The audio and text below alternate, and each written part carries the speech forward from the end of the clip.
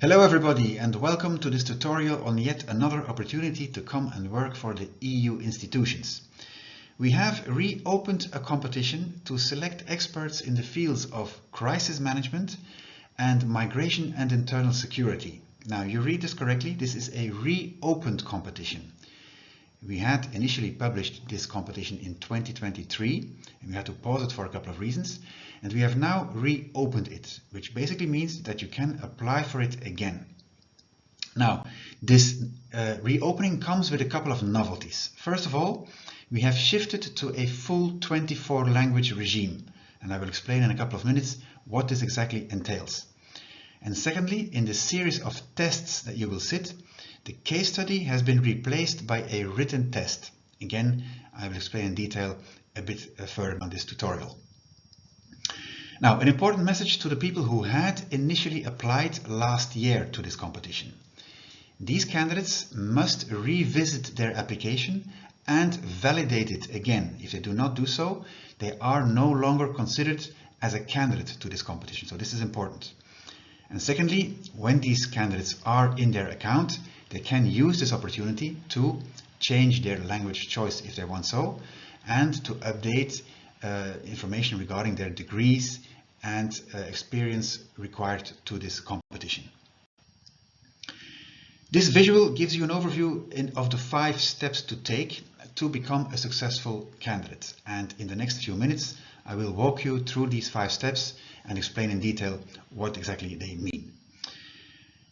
First of all, this competition has 2 separate fields. One is crisis management, the second is migration and internal security. And as a candidate, you can only apply for one of these 2 fields.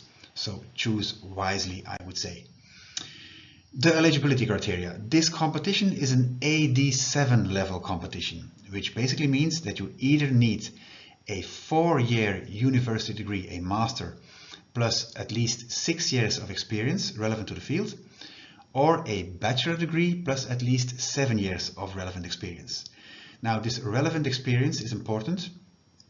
It has to be acquired in a certain area and activity, and you will find a list of areas and activities in the notice of competition available on this website here.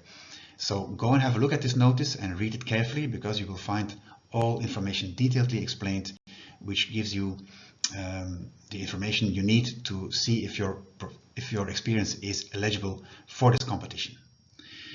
When it comes to languages, you need to master 2 different EU official languages. You have the free choice between the 24 official languages for both your language 1 and your language 2. This is the shift towards the 24 language regime, right? There's no restriction in choice of languages. For both your language 1 and 2, you can choose between the 24. One of your languages must be at level C1 minimum, and the other must be at level B2 minimum. The selection procedure has the typical steps to it. There's always an application phase, then there's a testing phase, and then there's a results phase. I will walk you through these steps in a couple of minutes. Important to know is that when it comes to testing, you will sit your tests in one single day, and you will take all your tests remotely. So basically, you can sit these tests from your home computer. You do not have to travel to a test center to sit these tests.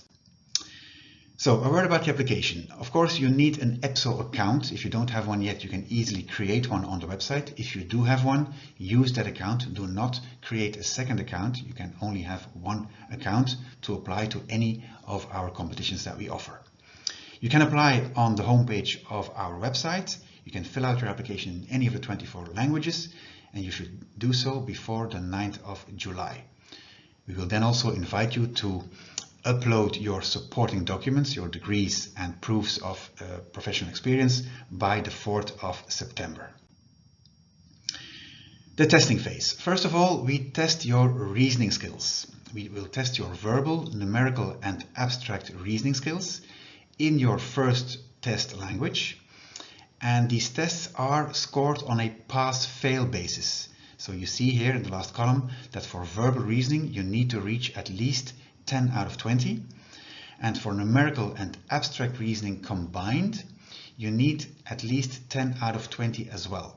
So reaching the minimum score, the pass score, is enough to stay in the running for a place on the list of successful candidates. I suggest you have a look at our sample tests. We have a set of sample tests in these 3 fields available on the website, and this gives you the opportunity to familiarize yourself with the difficulty of these questions and the format of these questions. Secondly, you will sit a field-related test, a test to assess the knowledge in the field of your competition. You will sit this test in language 2, and this time your score will be ranked. There is a minimum pass score of 15 out of 30, but 15 out of 30 will most probably not be enough to be among the high scoring candidates. So try and score as highly as possible, because as said, your results will be ranked. The third test is a written test. Again, this is the change since the reopening. There is no case study anymore. We have replaced it by a written test. A written test will assess your written communication skills in your second language. It is again a pass-fail score, so reaching the minimum of 5 out of 10 is enough. And we will provide you with documentation upfront to prepare for this test. Basically, this is an essay type of test where you have to develop a given subject in an open text kind of format.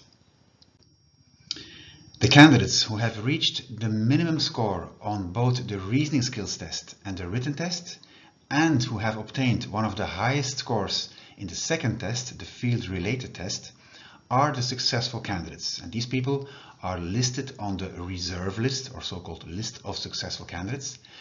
And this list is the basis for recruitment. So when an EU institution or body has a vacancy, they will consult this list and, based on CVs, invite 3, 4, 5 people to a job interview, after which the best match will be offered the job. The other people stay on the list, and they may be offered a job later on when there's a new vacancy matching their CV, basically.